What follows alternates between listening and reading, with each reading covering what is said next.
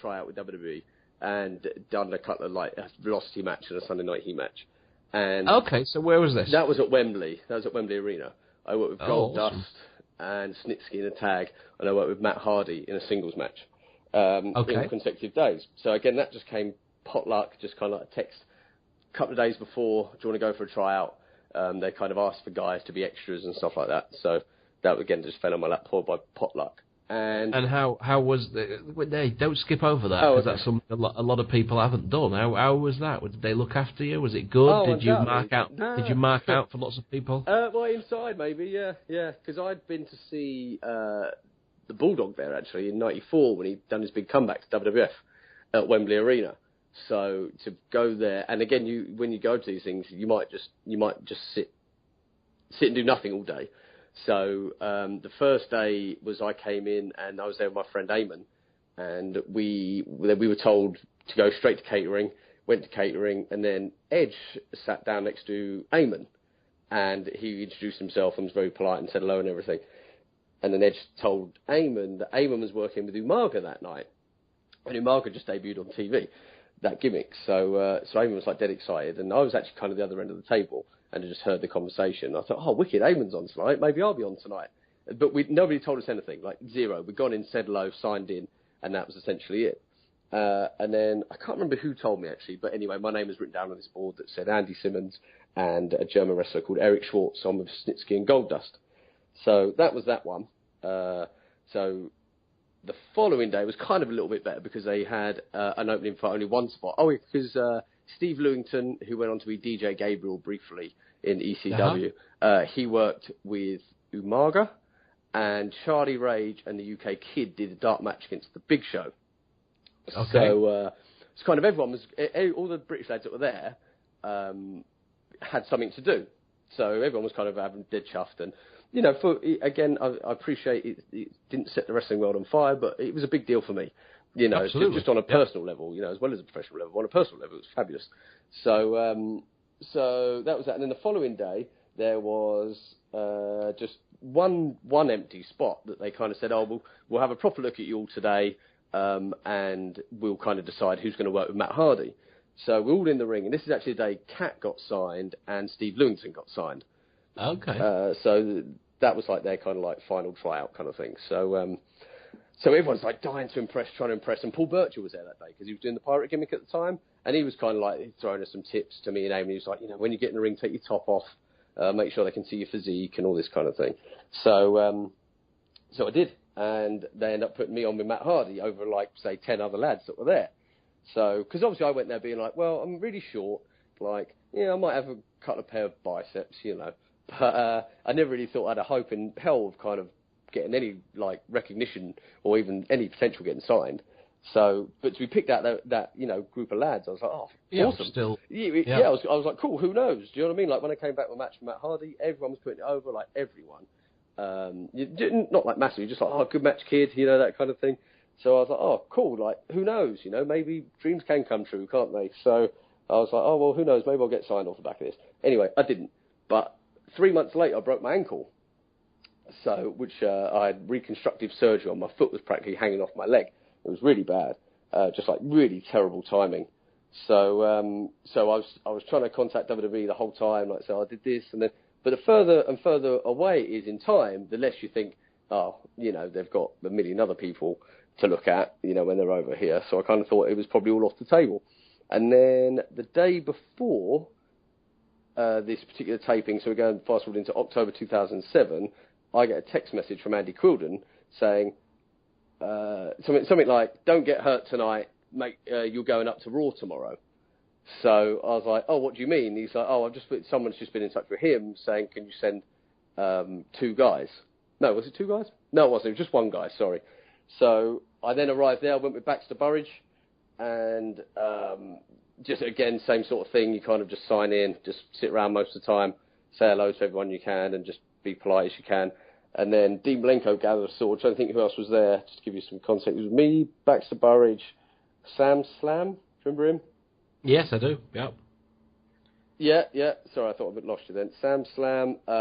These 2 Canadian guys who kind of came over to do like a few sort of Tin Pot shows. And it's about 10 of us again. And they said, we've got a big angle tonight. Vince is involved with Umaga, and kind of left it at that. And then we kind of all dispersed for getting in the ring to have a tryout, have a roll around anyway. Excuse me. And Dean Malenko approached me. We'd all put our wrestling gear on by this point. So, and everyone knows, again, I've said it already, like, I love the Bulldog. So, like, all my gear is sort of, not all of it, but most of it is kind of Bulldog inspired in some degree. So I had this big bright red tights, this really cool Union Jack logo on the side. So I was wearing those. So Dean Malenko approaches me and he says to me, yeah, we think we're going to use you. And I was like, oh, cool, thank you. And he said, yeah.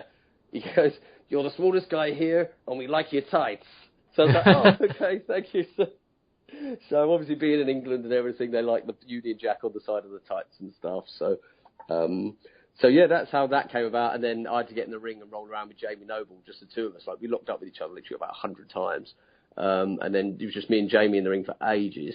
Just to see whether I was capable, I think, if I could lock up or take a bump, follow instruction, essentially. So, yeah, we were good to go from there. So, yeah, that was that day. And then met Vince for rehearsals. He gave me a full rundown of what he wanted, went through the whole thing. This must have been quite surreal, me doing this with Vince. It was, but at the time, I was never cocky, but I was just confident. I was like, yeah, I can do this. Like, you know, I knew it was the big leagues, but I always felt as if, without being too cocksure myself, I always felt like I was going to be okay. Do you know what I mean? So obviously meeting Vince was like a big deal, but I wasn't like pissing my pants. You know what I mean? So like, as great as the experience it was as well. So he was very polite, and there was a couple of ideas they threw by, and Vince goes, "What do you want to do? Kill the boy?" So because they wanted to, Umaga used to do that running arse in the face thing. Yeah. And someone suggested putting a chair in front of me, and then so which would have got me the chair full in the face. So he said, "What do you want to do? Kill the boy?" So I was like, "Oh, he does care. Like, everyone says he's a bad guy, but he's not." Yeah. Like, yeah. You know. So that was nice. And then there was another bit actually where the agent for it was Dean Malenko, and Dean says, he said, should we give him like a little comeback? And Vince is like, no, total destruction, kind of thing like that. So I was like, that'd have been nice. You know, not just like a complete job's worth, but no, still a great experience. Like, honestly, great experience. And when I came out of there that night, obviously I was buzzing, but I always had in the back of my mind, like every time I was like, 16-year-old you, if that's all you do, you'd have been made up for life with that. Yes. You know, again, on a personal level. On a professional level, I'd have liked to obviously done a million more things. But yeah, on a personal level, I was just like over the moon. So it was good, really good day. Yeah, it was really good. So obviously you've not quite told what happened there. So you went in and you did the match, and it was kind of, you did a complete angle with Vince on TV, and I remember him asking you your name. yeah, that's right. Yeah, we did a bit of improv there as well. What's your name? Andrew. Yeah, I was like, Andy Simmonz. And he had to ask me again because he took the microphone away too early, because obviously he was expecting me to just be like, Andy Simmonz, I'm hard. But I didn't. I really sold it like a champ. What was it? It was a street fight first, and then a first blood, and then a cage match.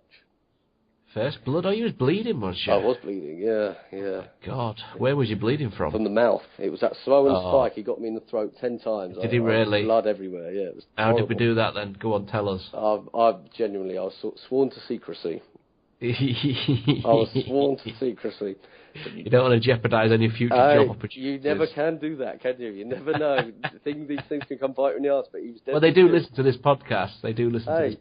I'm sure. Spud listens to it. And Spud, he does. Spud knows people that knows people. And yeah, how cool is that, eh? Yeah, that's pretty good, isn't it? Yeah, see, you are right. You never know who listens to what. Absolutely not. Yeah. Cool. So, awesome experience. So bad. Yeah, I remember I specifically went onto YouTube to check that out, and I think you did do a great job on that. So, you know, from me as well, you did a great job. Thank you, and thank you very much. Appreciate that. And the only disappointing thing that came out was, Umaga came up to me at the end of it. He said, "Don't be surprised if you get signed off the back of this," because at the time they were just signing anyone. I don't know if you remember. You probably don't, but they did this silly angle with like someone dressed up as Donald Trump, and they signed him. Do you know what I mean? He was a wrestler, obviously, but I was just like, "God, if he got signed, just dressed up as Donald Trump, he wasn't even really wrestling." And so I was like, "Oh, maybe he's right. Maybe I'll get that phone call in the next couple of weeks." But unfortunately, it didn't come. So yeah. Disappointing then. I bet you was really hoping for that for the next couple of weeks. Sat by your phone. Yeah, probably the next few months, actually. The biggest mistake, and I said this to Mike Skull the other day, I said, the worst thing I did at the time, and I said to him the same thing, I said, don't make the same mistakes, is don't get yourself a girlfriend when you're on the verge of doing something big. Because I did that, and I was like, cool, I'm in, but like, I've got a good chance of getting in. And instead of concentrating on that, I got a girlfriend who instantly I hated. So I don't really know why I did it. And it's just a horrible distraction, you know? So yeah, it is. That's true. The first wrestler I ever spoke to was Ricky Knight. Okay. And he was stood in the bar, and I was staring across at him, and he was stood with Jimmy Ocean. And he said, come and talk to me, lad, I don't bite.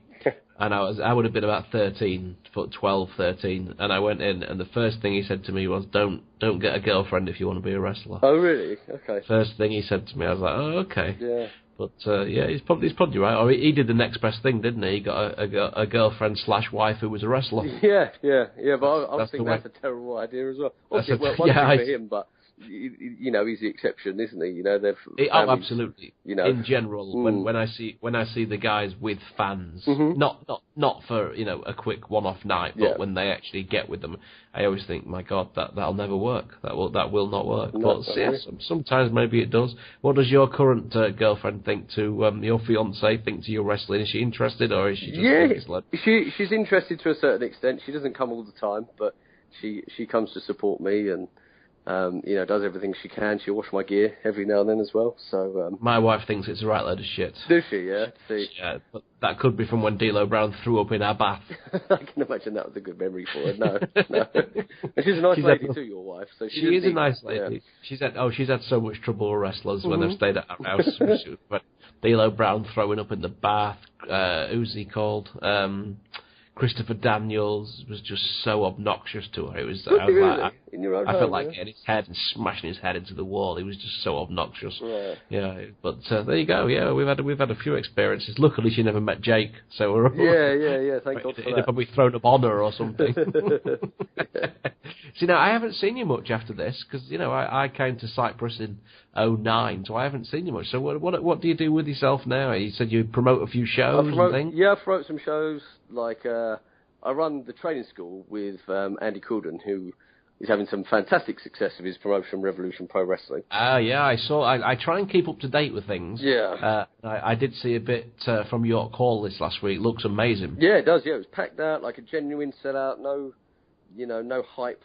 That was a genuine 1,200 people in that hall, and people were telling him when he started running it 2 years ago, it was like disaster. You can't fill it. You'll never fill it. And now he puts on fabulous shows, which I'm so out of touch with wrestling. All I get to do is commentate. But but I'm still there. So But me and Andy, we're great friends. We run the wrestling school together. We do promote some shows on the South Coast together. So but he's having some great success. So that's where most of my wrestling time is spent. With him. Was Andy Cruden, did he used to do stuff with IPW? Yes, he did. Yeah, him and Dan used to run those shows in Orpington. Yeah, and but you worked for them a lot, didn't you? You had a nice little career with IPW. I remember you being their like top heel when I was there. I was, I was. And people again maybe in hindsight it wasn't such a big deal, a bit like FWA, but at the time it was a regular audience. The people of Orpington. It was just a random town in Kent. They came out near enough filled the place with at least 200, 250, but sometimes double that. For like a really good show. People knew who we were. They followed the angles. People got over. They were just good shows for their time. Yeah. Well, maybe not even for their time. Maybe they're just good shows. So there's nothing better than that. I think there's nothing better than when people know what's going on and you're in your own little fantasy world then, aren't you? Yeah, sure. Yeah, it was goodies being goodies. It was baddies being bad people. There wasn't any blurring of the lines. All that is filling up. Wrestling at the moment, it was all just real cowboys and Indians wrestling, and the people of Orpington, that small town in Kent, they, a small percentage of it ate it up every month. So they're wicked times, wicked fun, and got to fulfil sort of all those not fantasies, but like you sort of like, and then I could say this in the promo, but it mattered. It wasn't just doing it in front of 8 people in a working men's club. It was sure it was a small town hall, but we had an audience, and it was over. It was good. It was good fun, and yeah, good time. Yeah, absolutely.